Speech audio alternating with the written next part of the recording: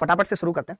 तो पहले मैं बताना चाहता हूं कि मेंस वाले बच्चों को किस तरीके से तैयारी करनी है, बहुत आराम से और बहुत रियल, और एक ऐसी स्ट्रेटेजी या ऐसी प्लानिंग बताना चाहता हूं जो वाकई में जेन्युइन है, जो फॉलो भी की जा सकती है। क्योंकि आज मैं बच्चों को देख रहा हूं, बच्चे सिर्फ गणित में घुसे हुए हैं, उनको लगता है कि बस गणित में पीएचडी करने से सिलेबस हो जाएगा। नहीं होगा। ये बात हमें at the end of the day ये समझनी पड़ेगी कि गणित का उतना वेटेज नहीं है। इसको समझने में, इसको स्वीकार करने में किसी भी टीचर को, किसी भी बच्चे को ऐतराज नहीं होना चाहिए। मुझे इस चीज से ऐतराज नहीं है, मैं बच्चों को नहीं कह सकता। आज आप अगर मेरे पिछले मेंस की क्लासेस देखेंगे तो उसमें मैं बोलता था कि आप 5 घंटे गणित पढ़ो, आप पूरे दिन गणित पढ़ो। बट अब मैं ऐसा नहीं बोल रहा, बिल्कुल भी नहीं बोलना चाहता, मैं बिल्कुल भी नहीं बोलना चाहता, क्योंकि मुझे मालूम है कि गणित पूरे दिन पढ़ने से सिलेक्शन हो ही नहीं सकता। आप सोचो, आपको पहली बार इतना अच्छा मौका मिला है जहां 30-35 हजार वैकेंसी है। अगर अब भी इतनी वैकेंसी पे आप सिलेक्शन नहीं ले पाए तो बहुत मुश्किल होगा। और एसएससी को भी पता चलेगा कि इस साल उसने क्या गलतियां की, नहीं की, तो वो अगली बार सुधारेगा। तो आप उसको मौका ही मत दो, उसकी गलतियों से ही सिलेक्शन लेके निकल जाओ और अपने जीवन को आगे बढ़ाओ। उसके बाद अपने जीवन को शादी ब्याह ये सब करके परिवार बना के आगे बढ़ाओ। क्योंकि इससे ज्यादा अगर इंतजार करते रहे, कि कई लोग सोच रहे हैं पैटर्न चेंज हुआ है, मैं एक बार देख लेता हूं कि कैसे सवाल पूछे जाएंगे और फिर मैं तैयारी करूंगा। कई लोग इस गलतफहमी में रहते हैं, ऐसा बिल्कुल नहीं सोचना।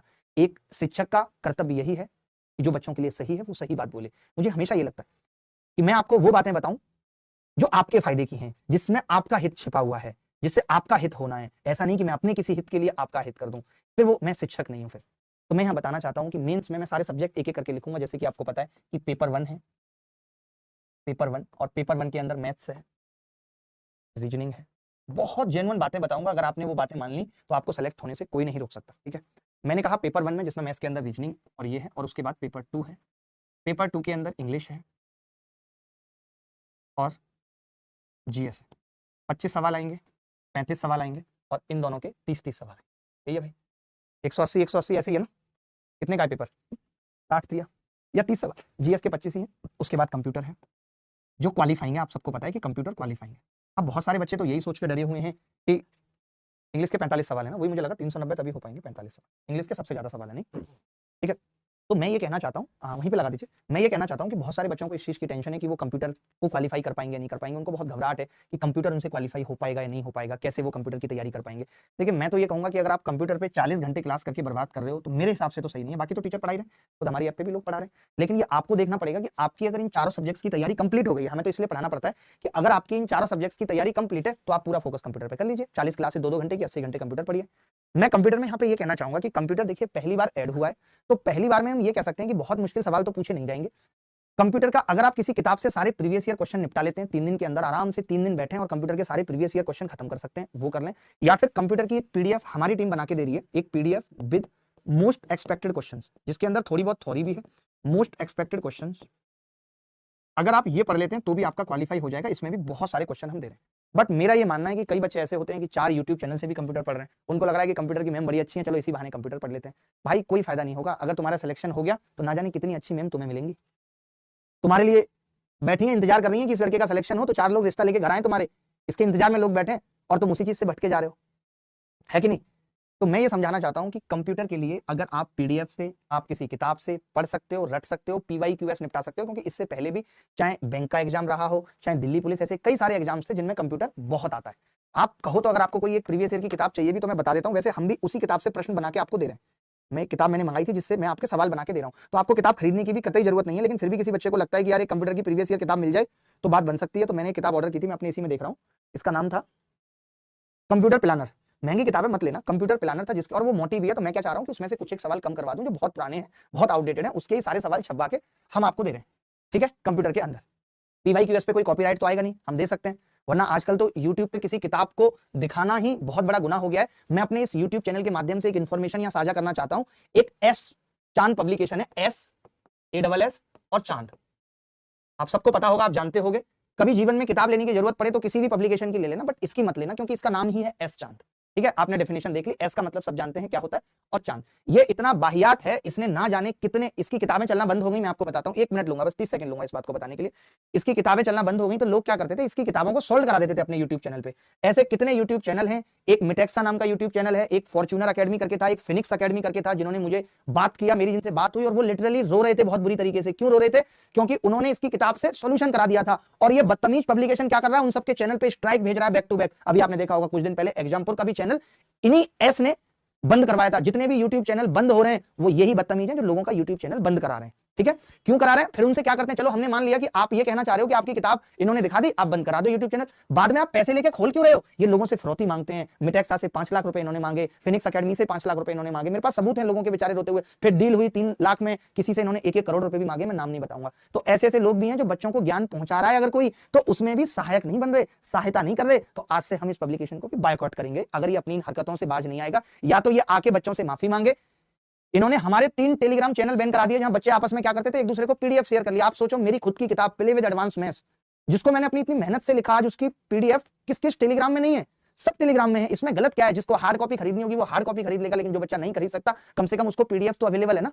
तो इस पे क्या कॉपीराइट भेजना? आप तो ज्ञान को ही रोक दे रहे हो लोगों तक पहुंचने तक। तो हम ऐसे शिक्षक, ऐसे पब्लिकेशन, ऐसी संस्थान सबका बायकॉट करते हैं। जो लोगों के कोर्स टेलीग्राम पे लीक हो जाएं, उन पे केस कर दें, एक्शन ले लें, ऐसे लोगों का हम सरासर विरोध करते हैं। तो आज से इनका भी विरोध है। इन्होंने बहुत सारे यूट्यूब चैनलों से पैसा वसूली का एक धंधा बना रखा है।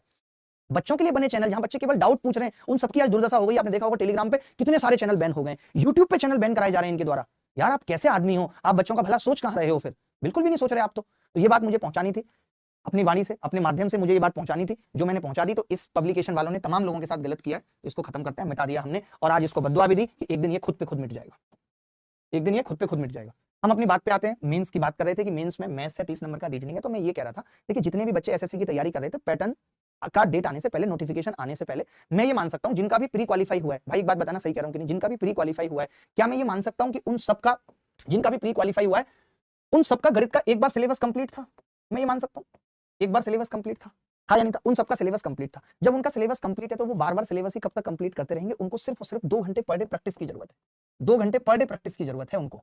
वो मॉक टेस्ट दें, लेकिन मॉक टेस्ट अगर वो दे रहे हैं तो कंप्लीट मॉक टेस्ट दें, और उसी इंटरफेस पे दें जिस इंटरफेस पे एसएससी पूछेगा। जैसे हमारे ऐप के अंदर भी बहुत सारे मॉक टेस्ट हैं जो आपके लिए ऐसे अवेलेबल हैं, आप हर वीकेंड पे, हर संडे दे सकते हैं, जो कि बिल्कुल इसी पैटर्न पे 30 सवाल हैं।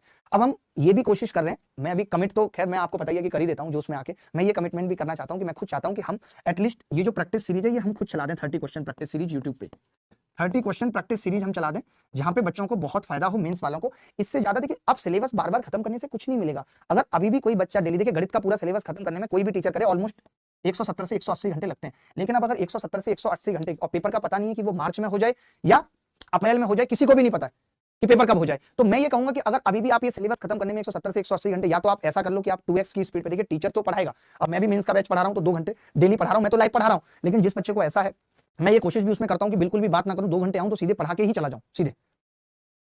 ठीक लग रहा है? सब कुछ ठीक चल रहा है? 5000 लोग हमारे साथ जुड़े हुए हैं, 3000 लोगों ने लाइक किया, थैंक यू वेरी मच उन सब के लिए। तो मैं ये कह रहा हूं कि अब प्रैक्टिस पे ध्यान दो, क्योंकि पेपर जैसे रिजल्ट आएगा, डेट आ जाएगी, 1-1.5 महीने के अंदर पेपर होगा। मैं ये इसलिए कहना चाह रहा हूं, आप सोच रहे हो कि ये क्यों कह रहे हैं कि यार मैथ्स 2 ही घंटे पढ़ो, उससे ऊपर मत पढ़ो। उसके पीछे वजह ये है, मैं ये कह रहा हूं कि प्रैक्टिस पे फोकस करो। आपने सिलेबस कर रखा है, बहुत गहराई में जाने की जरूरत नहीं है। अगर आपके कॉन्सेप्ट क्लियर है, सिर्फ कॉन्सेप्ट क्लियर करने पे ध्यान दो। अगर आपके कॉन्सेप्ट क्लियर है तो आप सवाल कर ही जाओगे। अब ऐसा नहीं है, पहले 100 सवाल आते थे तो 100 सवाल लगातार गणित के करना एक अपने आप में बहुत बड़ा चैलेंज हुआ करता था कि भाई 100 सवाल हम नहीं कर सकते लगातार। गणित में भी दिमाग लगता है, उतना रीजनिंग में नहीं लगता। रीजनिंग के साथ मैथ्स आप बैलेंस कर जाओगे, लेकिन आपको रीजनिंग की तैयारी अच्छी करनी पड़ेगी। कैसे अच्छी करनी पड़ेगी? जितने भी लास्ट 3 साल में, जितने भी लास्ट 3 इयर्स में सेट आए हैं, वो सारे सेट या उनके हार्ड क्वेश्चंस आपको लगाने चाहिए।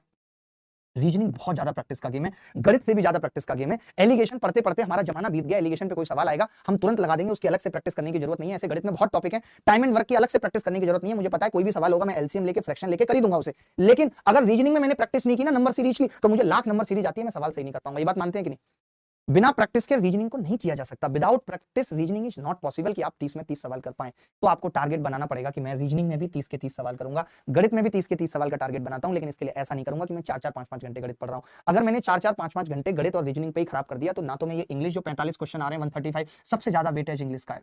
सबसे ज्यादा ध्यान देना इंग्लिश पे चाहिए हमें। क्यों चाहिए? क्योंकि हम सब मैक्सिमम लोग, इंग्लिश हम सबकी वीक है, हम रूरल एरिया से आते हैं, इंग्लिश में हमें मन भी नहीं करता पढ़ने का। लेकिन कैसे करेगा मन में, ये भी बताता हूं आपको। मैं एक हिंट देता हूं, जैसे इंग्लिश पढ़ने का आपका मन नहीं करता, तो टारगेट बनाइए कि आज मैं नाउन कंप्लीट करूंगा और जितने भी नाउन के भयंकर कॉन्सेप्ट है वो सब खत्म करूंगा। और अगर मैं ये कर पाया तो मैं अपने आप के लिए रिवार्ड दूंगा। आज मैं आइसक्रीम खाऊंगा, या मैं आज कोई कॉमेडी शो देख लूंगा, या आज मैं किसी कॉमेडियन की वीडियो देख लूंगा। आज मैं कुछ भी ऐसा जो मुझे ठीक लगता है मैं कर लूंगा, या आज मैं उसको कॉल करके 1 घंटे बात करूंगा, क्योंकि आज मैंने पूरे दिन ये खत्म किया है। अपने आप को कुछ रिवार्ड सेट करिए। या आज मैं कोई सीरीज देखना शुरू कर रहा हूं, उसका 1 घंटे का एक एपिसोड आज खत्म करूंगा, अगर आज मैंने इंग्लिश का ये टॉपिक कंप्लीट 1 दिन में खत्म किया। क्योंकि इंग्लिश के लिए भी ज्यादा वक्त नहीं है, एक दिन में एक टॉपिक खत्म करना पड़ेगा। एक एक दिन में एक टॉपिक खत्म करना पड़ेगा। मैं ये भी कोशिश कर रहा हूँ, कोशिश नहीं आपको कमिट कर रहा हूँ। जैसे आप जानते होंगे कि इंग्लिश के अगर सबसे बेस्ट टीचर की हम बात करें तो अंकुल सर सबसे बेस्ट टीचर हैं जो हमारे पास हैं। मैं खुद ये चाहता हूँ कि मैं 10 या 12 क्लासेस यूट्यूब एसएससी अभिनव मैथ्स पे ऐसी लगवा दूं उनकी, जिनकी जो मुश्किल चीजें जहां पे बच्चा गलती करता है वो सारे पार्ट बता दें। जहां गलती करता है, देखिए नॉर्मल सबको पता है, नो सुनर के बाद हेड आता है, वो सबको पता है। जहां पे अपवाद है, जहां एक्सेप्शन है, तो वहां एक्सेप्शन क्यों है और अगर उस पर सवाल आएगा तो आप गलती ना करें। ऐसी 10 क्लासेस का काम है, यही हम हर एक में कोशिश करेंगे। हम गणित में भी यही कोशिश करेंगे, हम रीजनिंग में भी 10 घंटे की यही कोशिश करेंगे कि आपको ऐसा कुछ दे दें जहां पे गलती हो रही है, जहां पे मुश्किल सवाल आ रहे हैं। ये एक चीज आपको पता लग जाए, क्योंकि बाकी देखिए 70% 80% आपको आता है। आप मेंस की तैयारी कर रहे हैं, आप प्री क्वालिफाई करके बैठे, तो ऐसे ही आपका प्री क्वालिफाई नहीं हो गया, आपको कुछ आता होगा। गणित में भी मैं जो आपको कह रहा हूं कि 30 प्रैक्टिस सीरीज, ये भी हम वीक में 1 या 2 रखें, जिसमें 30 वो सवाल हो जाए जो अभी हाल फिलहाल सीडीएस में या किसी ऐसे एग्जाम में आए हैं जो आप देखते भी नहीं हो और वो मुश्किल है। जैसे मैं पहले भी कराता था नानी विल बी रिमेंबर्ड, ऐसे कुछ एक सवाल फिक्स सवाल होते हैं, ऐसे कुछ एक फिक्स सवाल होते हैं जहां पे गलती होने के बहुत चांसेस रहते हैं। तो वैसे सारे सवाल जो कि मुश्किल हैं वो हम बता दें आपको, ताकि अगर वो सवाल आए तो एज इट इज आप टिक कर पाएं। कुछ याद करने वाली चीजें, कुछ फिक्स चीजें, जैसे मैंने अभी थोड़े दिन पहले एक बताया था स्टेवर्ट थ्योरम। तो मैं भी कल परसों में जब ज्योमेट्री की प्रैक्टिस करा रहा था तब मैं देख रहा था कि स्टेवर्ट थ्योरम पे बहुत बार सवाल पूछा गया है। अब अगर बच्चा स्टेवर्ट लगाता है तो उस सवाल को तुरंत कर देगा सेकंड में, नहीं लगाता उसमें कोसाइन रूल लगाता है, कुछ और लगाता है, तो वक्त लगेगा उसको करने में। तो कुल मिला के अब बात आती है जीएस की, कि जीएस सबसे मुश्किल है। सबसे मुश्किल क्यों है? क्योंकि बच्चा पढ़ भी रहा है, उसके बाद भी इतनी क्लासेस करे। आप अगर देखो ठीक ठीक तरीके से तो जीएस का सिलेबस 300 घंटे का है। अगर आप अब इस स्थिति में सिर्फ सिलेबस पूरा करने पे फोकस करो तो आप दिन रात एक भी कर दोगे ना। अगर आप सोच रहे हो कि आप क्लास देख के कर लो तो वो संभव नहीं है, आपको बहुत सारी चीजें खुद से करनी पड़ेंगी। मैं तो ये कहूंगा कि क्लास हो गई, उसको 2x की स्पीड पे देख लो। जो प्रैक्टिस शीट दी है, जो पीडीएफ मिलती है आपको, जिस भी कोचिंग पे या जिस भी आप ऐप पे तैयारी कर रहे हैं, कहीं भी आप तैयारी कर रहे हैं, किसी भी ऐप पे आप तैयारी कर रहे हैं, आपने कहीं भी एडमिशन लिया हुआ है, हर जगह टीचर अपनी पीडीएफ देता है, एनोटेशन यानी जो उसने लिखा होता है उस पे। देखिए एक तो ये होता है कि हम जब टीचर बोलता है ना तो उससे याद आसानी से कर पाते हैं, बट चलिए मैं मान लेता हूं कि आसानी से याद कर पाते हैं और कभी नहीं भूलेंगे 1-2 चीजें, लेकिन अगर उसमें मेरा टाइम ही 10x लग रहा है और मैं 1-2 चीज उसके बिना भूल भी गया तो मेरा फायदा है, फायदे में रहूंगा मैं। तो मैं ये कहना चाहता हूं कि आप पहले ये देख लो टीचर ने एनोटेशन में क्या पढ़ाया है, आपको ये कंप्लीटली समझ आ रहा है, तब आपको क्लास देखने की भी जरूरत नहीं है, क्योंकि वक्त कम है। सारी क्लासेस की बात नहीं कर रहा मैं, मैं ये कह रहा हूं कि अब जैसे एक टॉपिक आ जाता है जी स्टैटिक जीके, अब कितनी क्लासेस करोगे भाई, कितनी क्लासेस? टीचर तो चाहता है, टीचर तो हर जगह जाएगा बेचारा, यूट्यूब पे पढ़ा रहा है तो उसको भी लगता है कि क्लास में बच्चे होंगे तो अपना एक अलग मजा है। लेकिन अगर आप ये सोच रहे हो कि स्टैटिक जीके भी आप क्लास में पढ़ोगे, 2 घंटे की क्लास में 20 सवाल कर रहे हो, तो बात नहीं बनेगी। वो 20 सवाल आपको 20 मिनट में याद करने पड़ेंगे। 20 मिनट भी मैंने ज्यादा दे दी, 10 मिनट में वो 20 सवाल याद करने पड़ेंगे जो टीचर 2 घंटे की क्लास में आपको पढ़ा रहा है। ठीक है, इसके अलावा करंट अफेयर हो गया एक। देखिए आप कहीं भी पढ़ रहे हो, हमारी कोशिश ये है कि हम आपको current affair, static GK, computer, इन तीनों का ऐसा स्टडी मटेरियल दें कि इससे बाहर भी कुछ ना आए और आप कम समय में ज्यादा तैयारी कर पाएं। क्योंकि सब कुछ पढ़ना संभव नहीं है, पॉसिबल नहीं है सब कुछ पढ़ना, सब कुछ पढ़ना संभव नहीं है उतने कम टाइम में। बाकी आपने जैसे एक आध टॉपिक खत्म कर लिया होगा, आपने ज्योग्राफी खत्म कर लिया, हिस्ट्री खत्म कर लिया, बट फिर भी आप पर डे अगर मैं बात करूं तो 2 घंटे से ज्यादा जीएस को क्लासेस पे पर डे 2 घंटे, और 1 घंटा ये जो नोट्स आपको मिल रहे हैं इसको याद करने में लगाओ। 3 घंटे आपको पर डे जीएस को देने पड़ेंगे। अगर मैं इंग्लिश की बात करूं तो इंग्लिश में आप 2 घंटे अगर क्लासेस में लगा रहे हो तो इंग्लिश में भी अगर आपने 1 घंटा प्रैक्टिस के लिए भी दे दिया तो हालत खराब है, फिर आप कुछ और पढ़ नहीं पाओगे। सोचिए कि 6 घंटे तो इन्हीं 2 सब्जेक्ट्स में चले गए। अब आप मैथ्स को कितना देंगे? तो मैथ्स को तो मैं ये कहूंगा कि आप सिर्फ 2 ही घंटे दो। मैं ये इसलिए भी कह रहा हूं कि बाकी सब में हम भूलते रहते हैं, या फिर जीके हमने पहले से उतनी पढ़ी नहीं थी। कहां पढ़ते थे पहले जीके उतनी? तो ऐसा नहीं कि अगर कोई बच्चा 2 साल से तैयारी कर रहा है तो उसने जीके उतनी नहीं पढ़ी, लेकिन अगर कोई बच्चा 2 साल से सीजीएल की तैयारी कर रहा है तो गणित का उसका सिलेबस पूरा है। सिर्फ 2 ही टॉपिक ऐसे हैं जो उसको नहीं आते, लाइक प्रोबेबिलिटी उसको नहीं आती, या फिर मीन मॉड मीडियन उसको नहीं आता। इसके अलावा कुछ और पढ़ने की जरूरत नहीं है, इसके अलावा कुछ और पढ़ने की जरूरत नहीं है। मानते हो या नहीं मानते हो? गलत कह रहा हूं तो आप बताओ कि हाँ जी गलत कह रहे हैं मास्टर। कोई ऐसा बच्चा जिसको डाउट है इस चीज में तो मुझे बता दो। प्रोबेबिलिटी यही अलग से पढ़ने की जरूरत है। तो हम बात कर रहे थे कि पीडीएफ से कोशिश करो कि कितना आप पीडीएफ से पढ़ सकते हो, कितनी क्लास के एनोटेशन से, उसके बाद ही क्लास देखो। मेंस वाले बच्चों को बहुत ज्यादा लाइव क्लास पे फोकस ना करने के बजाय, अब जैसे कुछ बच्चे ऐसे हैं जो लाइव के अलावा पढ़ ही नहीं पाते, लेकिन देखिए सच्चाई यही, हम भी पता यही चाहते हैं कि बच्चा हमारी लाइव क्लास में रहे, हमें भी अच्छा लगता है, इंटरेक्शन होता है, हर टीचर यही चाहेगा। आज जो हमारे यहाँ भी जितने टीचर पढ़ा रहे हैं वो मेरे को खुद कहेंगे यार सर ये क्या कर रहे हो आप, तो स्टैटिक जीके की लाइव क्लास में बच्चे को नहीं आने दे रहे हो। बट क्या करें, सच्चाई यही है। अगर मैं सच बात कर रहा हूं तो यही है कि अगर आप सारी चीजों के सिलेबस को लाइव पढ़ने के चक्कर में पड़ गए तो 3 साल में भी सिलेबस पूरा नहीं होगा, और सिलेबस ही जब पूरा नहीं होगा तो सिलेक्शन तो फिर घंटा होगा, और मैं क्या ही कहूं, सिलेबस का तो कोई चांस ही नहीं। तो यही वो बैलेंस है जो बनाने की जरूरत है, यही वो मैनेजमेंट है जो करने की जरूरत है कि कैसे आप टाइम मैनेज कर पाएंगे अपनी तैयारी में, कैसे आप अपने स्ट्रेस को मैनेज रख पाएंगे। बहुत मुश्किल है, बहुत मुश्किल है। अब इसके अलावा हमने कहा कि 2-2 घंटे, आपने 8 घंटे 10 घंटे बच्चा एक दिन में नहीं पढ़ सकता, बहुत मुश्किल है। लेकिन अगर इस बार आप ये चाहते हो कि गारंटेड आपका सिलेक्शन हो तो भैया 10 घंटे तैयारी करनी पड़ेगी, 2 घंटे रीजनिंग को भी देने पड़ेंगे। अब सोचो इसमें प्रैक्टिस तो आई नहीं, मैंने 2 घंटे इधर दे दिया, 1 घंटा 2 घंटे इधर दे दिया, बाकी रीजनिंग और इसमें तो 2 ही घंटे हैं, चाहे तो प्रैक्टिस कर लो चाहे क्लास कर लो, क्योंकि इसी में 10 घंटे हो गए। 10 घंटे से ज्यादा एक बच्चा नहीं पढ़ सकता। वो फिर कहने की बात है कि वो किताब लेके तो बैठा है बट होश से कुछ नहीं रहा। मानते कि नहीं? मुझे नहीं लगता। तो देखिए मेंस वाले बच्चों के लिए हम क्या क्या करने वाले हैं, हम मोस्ट एक्सपेक्टेड क्वेश्चन तो आपको पॉलिटी, ज्योग्राफी इन सब के ही देंगे, बट कुछ नोट्स और कुछ कंटेंट के साथ जो हम आपको देने वाले हैं, static GK, current affair, computer, वो हम इस महीने के अंत तक आपको इनमें से कोई देने की कोशिश करेंगे कि एटलीस्ट कंप्यूटर दे दें, उसके बाद 1 वीक के अंदर करंट अफेयर दे दें कि भाई ये सवाल बन सकते हैं, तो उसके लिए फिर आपको कोई किताब लेने की जरूरत नहीं है, ये सारे पीडीएफ आप कहीं भी पढ़ रहे हैं हमारी ऐप पे भी और टेलीग्राम पे भी हम हर जगह दे देंगे, ठीक है। तो किसी को भी टेंशन लेने की जरूरत नहीं है, और ये हम एक्सपर्ट लोगों से बनवा रहे हैं। इस वक्त हमारे पास कंटेंट के ऑलमोस्ट 20 एक लोग हैं जो बहुत स्पेशलिस्ट हैं, जिन्होंने काफी दिनों से काम किया और खुद भी एग्जाम निकाले, और ऊपर से मैं भी देखता हूं फिर बारीकी से, और मैं ही सजेस्ट करता हूं कि कैसे कैसे कंटेंट बनना चाहिए, कैसे कैसे बच्चों को जाना चाहिए, ताकि वो पीडीएफ से ही पढ़ पाए, ठीक है। तो चलिए आगे बढ़ते हैं। अब ये तो मैंने बात कर ली कि भाई कैसे तैयारी करनी है, क्या करना है, इसमें मेरा और क्या रोल रहने वाला है गणित का। एक तो मैं ये सोच रहा हूँ कि नेक्स्ट टॉपिक प्रोबेबिलिटी आपको पढ़ा दूं, तो जो बच्चे प्री के हैं वो भी तैयारी कर लेंगे। और एक चीज जो मैंने स्टार्टिंग में आपको कही थी कि ये दौर भी खत्म हो जाएगा, ये वक्त भी गुजर जाएगा, तो यहाँ पे फिर से कहना चाहूंगा कि मैं भी अपनी लाइफ के ऐसे समझ लीजिए खराब फेज, अगर मैं ये बोलूं कि मैं खराब फेज से गुजर रहा हूं तो भी बात इतनी बाहर ही नहीं लगती। लेकिन अगर मैं आपको सोचो ये कहूं कि जो दौर 2017 में था, जब मैं आया था जॉब छोड़ के और मेरे हालात ऐसे थे, मैं सोचता था कि राह में क्या करूं, पढ़ाऊं या कुछ और करूं, तो सोचिए सेम उसी स्थिति पे खड़ा हूं, ऑलमोस्ट सेम उसी स्थिति पे खड़ा हूं। बट आदत मुस्कुराने की है, उस वक्त भी मुस्कुरा रहा था, आज भी मुस्कुरा रहा हूं।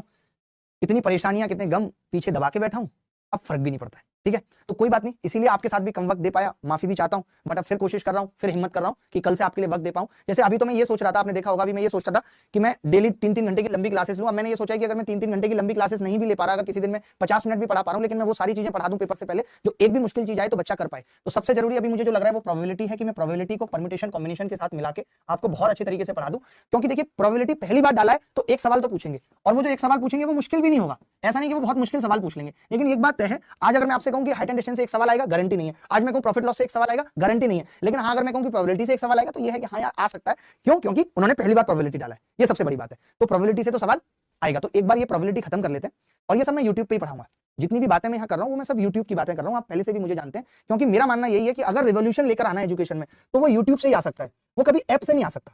क्योंकि ऐप पे तो बच्चा पहुंच ही नहीं पाएगा। बहुत सारे लोग कहते हैं कि यार आपके कोर्स महंगे, सस्ते नहीं है। सस्ते कोर्स से भी रिवॉल्यूशन नहीं आएगा, रिवॉल्यूशन तो सिर्फ यूट्यूब पे पढ़ा के आ सकता है। और मेरी ये कोशिश भी है कि मैं खुद तो पढ़ा ही रहा हूं, मैं अपने साथ उन टीचर्स को भी जोड़ रहा हूं कि A to Z English batch भी चल रहा है हमारे एसएससी अभिनय मेंस पे, A to Z अब रीजनिंग बैच भी आने वाला है, A to Z साइंस चल रहा है, उसके बाद A to Z जीएस भी आने वाला है। यानी हम ये चाहते हैं कि रिवॉल्यूशन की अगर कोई बात करता है तो यूट्यूब से बेहतर और कोई माध्यम नहीं है। इसीलिए ऐप पे कम फीस है, ज्यादा फीस से कोई फर्क नहीं पड़ता। लेकिन फिर भी मैं एक बात कहता हूं कि जिन बच्चों को ये है कि नहीं उनको यूट्यूब से नहीं पढ़ना, उनको ऐप से ही पढ़ना है, तो मैं एक नंबर भी देता हूं कि इस पे व्हाट्सअप कर दीजिए, 2-3 दिन में रिप्लाई आ जाएगा। अगर आपको बहुत जल्दी चाहिए तो आप maths@gmail.com पे सीधे लिख दीजिए कि यार मेरे पास इतने पैसे हैं और मैं ऐप पे पढ़ना चाहता हूं, तो हम वहां पे भी आपको एक्सेस दे देंगे। कोई भी बच्चा ऐसा है जिनके भी मेल मैसेज मुझे मिले, ऐसा कोई बच्चा आज तक रहा नहीं जिसको हमने मदद ना दी, ठीक है। और वो तभी दे पा रहे हैं क्योंकि बाकी लोग हेल्प कर रहे हैं, तो उससे हम लोगों की हेल्प कर पा रहे हैं, ठीक है। तो चलिए प्रोबेबिलिटी की बात हो गई कि मैं पहले प्रोबेबिलिटी पढ़ा देता हूं। आप एक बार कमेंट करके और भी बताइएगा। मैं ये चाह रहा हूं कि जितने टॉपिक बचे हैं, कुछ एक टॉपिक, तो मैं क्या सोच रहा हूं कि जो टॉपिक अभी मैंने रिसेंटली रिकॉर्ड किए हैं, कहीं भी पढ़ाए हैं, जो कि बहुत बेहतर क्वालिटी में है, तो मैं कुछ एक टॉपिक की कंप्लीट वीडियो 10 घंटे की यूट्यूब पे डाल दूं, A to Z क्वांट 2.0 में। अगर आप बोलोगे, इजाजत दोगे, तो ही मैं ऐसा करूंगा। अगर आप कहोगे कि नहीं आप लाइव पढ़ा दो, भले ही 3 क्लासेस में खत्म करो, तो मैं लाइव भी पढ़ा दूंगा कि भाई 3 क्लासेस में, क्योंकि कंटेंट मेरे पास बना हुआ है। तो A to Z क्वांट 2.0 में मैं ऐसा सोच रहा हूं कि 10 घंटे की, मान लेते हैं मैंने टाइम एंड वर्क की वीडियो आपको डाल दी, लेटेस्ट बात कर रहा हूं, पुरानी कोई वीडियो नहीं, लेटेस्ट जो भी मैंने कल परसों में पढ़ाया, ठीक है। ये कर दिया। इसके बाद प्रोबेबिलिटी, और प्रोबेबिलिटी के बाद मैं चाहता हूं कि मैं आपको मॉन मैन मीडियन भी बहुत अच्छे से पढ़ा दूं, यार कुछ बचे ना, ठीक है। प्रोबेबिलिटी के बाद मीन मॉड मीडियन, और कम से कम 3 सेशन 33 क्वेश्चन के जो यूनिक है, जैसे स्टेवर्ट थ्योरम पे कोई सवाल आया है, अपोलोनियस थ्योरम पे कोई सवाल आया है, कुछ भी अगर ऐसा आया है तो वो बचे ना, क्योंकि सिलेबस ऑलमोस्ट उन बच्चों के तो पूरे हैं जो प्री निकाल के बैठे हैं। ये सिर्फ अभी तक मेंस वाले बच्चों की बात हो रही थी। 30 क्वेश्चन सीरीज, 30 क्वेश्चन सीरीज, ये मैं इस पे बात करना चाहता हूं कि ये आपके लिए बहुत फायदेमंद होगी, और ये हम रोज कर सकते हैं। और हमारे पास चैनल भी अभी 2 हैं, एसएससी अभिनय मैथ्स से हम टॉपिक मान लेते हैं, इस पे पढ़ा रहे हैं, तो हम ये वाले क्वेश्चंस 30 क्वेश्चंस दूसरे चैनल पे भी कर सकते हैं, कि ये भी ऑप्शन हमारे पास है। बाकी आप किसी और सब्जेक्ट्स में भी कोई मदद चाहते हैं, एक किसी और सब्जेक्ट्स में भी आप ये चाहते हैं कि हमारा कोई और टीचर आके पढ़ाए, कोई टॉपिक ऐसा है, तो वो भी आप कमेंट करके बता दीजिएगा। अभी हमारे पास जितने टीचर हैं आप सबको पता है, शुक्ला सर जीएस के लिए हैं, साइंस के लिए राधिका मैम, इंग्लिश के लिए अंकुल सर, रशिका मैम, और रीजनिंग के लिए अभिषेक सर और जोगिंदर सर। तो कोई अगर आपको ऐसी डिमांड है कि आप अगर ये चाहते हैं कि ये टॉपिक हमें पढ़ाया जाए, यूट्यूब पे पढ़ाया जाए, यहाँ पे पढ़ाया जाए, तो वो भी हम उनसे करवा देंगे, ठीक है। जिससे आप कहेंगे, क्योंकि मैं ही देख रहा हूँ सारी चीज, तो मेरे लिए कोई मना नहीं करेगा, मैं रिक्वेस्ट करूंगा तो सब पढ़ा देंगे यूट्यूब पे। इतनी सी बात हो गई A to Z quant batch की।